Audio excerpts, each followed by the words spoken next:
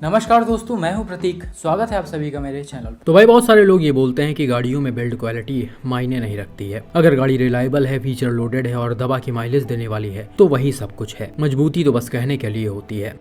लेकिन ये बात किस हद तक गलत है वो आप सभी बहुत अच्छी तरह से जानते होंगे और देखते भी आ रहे होंगे। चाहे ग्लोबल एनकैप क्रैश टेस्ट हो या फिर कोई रियल लाइफ एक्सीडेंट हो, दोनों ही जगह सेफ और अनसेफ गाड़ियों की सच्चाई सामने आई है और आप में से कई लोगों ने इस चीज को एक्सपीरियंस भी किया होगा।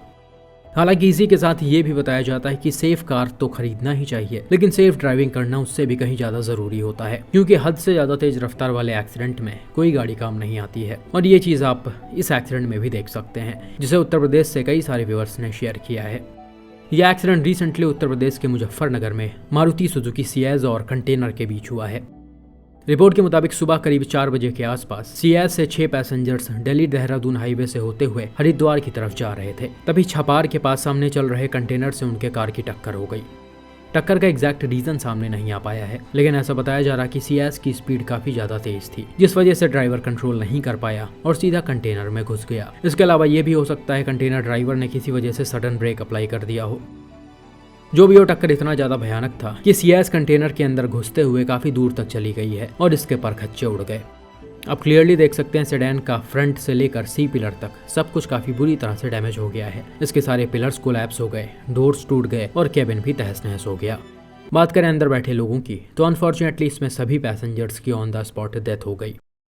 तो भाई यहाँ जो भी हुआ बहुत बुरा हुआ। हालांकि सियाज की बिल्ड क्वालिटी बहुत अच्छी नहीं है, लेकिन फिर भी गाड़ी का ऐसा हाल हाई स्पीड में होने की वजह से हुआ है, और इस जगह कोई गाड़ी होती तो उसका भी ऐसा हाल हो सकता था। अगला एक्सीडेंट इंस्टाग्राम पर काफी लोगों ने शेयर किया है, जो काफी ज्यादा वायरल भी हो रहा है। ये दो ऐसे कंपनियों के गाड़ियों के बीच हुआ है जिस पर सेफ और अनसेफ का ठप्पा लगा है, और ये ठप्पा क्यों लगा है आप इसमें क्लियरली देख सकते हैं। बताया जा रहा छत्तीसगढ़ के दुर्ग में मारुति ऑल्टो 800 से एक फैमिली शायद बिलासपुर की तरफ जा रही थी। तभी धमधा के पास सामने से आ रहे टाटा पंच से उनके गाड़ी की टक्कर हो गई।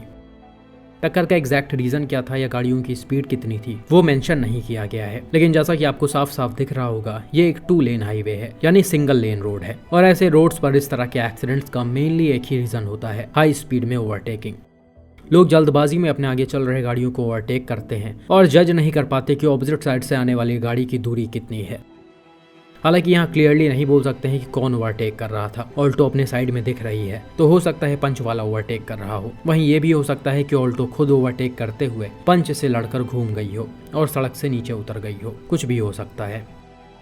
खैर जो भी हो, टक्कर बहुत ही ज्यादा भयानक था, जिससे दोनों गाड़ियों में काफी डैमेज आ गया। इम्पैक्ट से पंच का bonnet, bumper, headlight, fender, radiator, grill वगैरह के साथ फ्रंट डैमेज हो गया है। हालांकि पीछे वाला एरिया पिलर्स और विंडशील्ड के साथ पूरी तरह सेफ है, इधर इम्पैक्ट नहीं पहुंच पाया। दूसरी तरफ ऑल्टो को देखें तो इसका हाल कुछ ज्यादा ही भयानक हो गया है। जबरदस्त टक्कर की वजह से हैचबैक का पूरा फ्रंट अंदर घुसकर डैमेज हो गया। ए पिलर पूरी तरह कोलैप्स हो गया, ड्राइवर साइड डोर टूट कर बाहर आ गया और इम्पैक्ट पीछे तक भी पहुंच गया है। ओवरऑल गाड़ी बहुत ही ज्यादा डैमेज हो गई है। बात करें अंदर बैठे लोगों की तो अनफॉर्चुनेटली ऑल्टो के 2 पैसेंजर्स की इसमें ऑन द स्पॉट डेथ हो गई, जबकि बाकी लोगों को मेजर इंजरीज आई हैं। उम्मीद करते हैं वो सेफ हों। वहीं टाटा पंच के पैसेंजर्स माइनर इंजरीज के साथ बिल्कुल सेफ हैं। तो भाई ये काफी खतरनाक एक्सीडेंट था, और इस जगह हम दोनों गाड़ियों के बिल्ड क्वालिटी को बिल्कुल भी कंपेयर नहीं कर सकते हैं। दोनों का सेगमेंट अलग है। ऑल्टो करीब 4 लाख की आती है और पंच की स्टार्टिंग 6 लाख से होती है। दोनों की प्राइस में काम भर का डिफरेंस है, लेकिन फिर भी इस एक्सीडेंट को देखकर आप समझ सकते हैं कि एक अच्छे बिल्ड क्वालिटी वाली गाड़ी में और एक एवरेज या कहिए बेकार बिल्ड क्वालिटी वाली गाड़ी में क्या डिफरेंस होता है।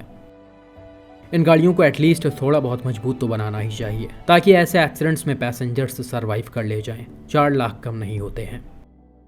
लेकिन उससे भी इम्पॉर्टेंट चीज ये है कि इन जैसे रोड्स पर आपको बहुत ही कायदे से और लिमिटेड स्पीड में चलना है और जगह मिलने पर ही ओवरटेक करना है। एक छोटी सी लापरवाही और आप अपने साथ साथ सामने वालों का भी नुकसान कर देंगे।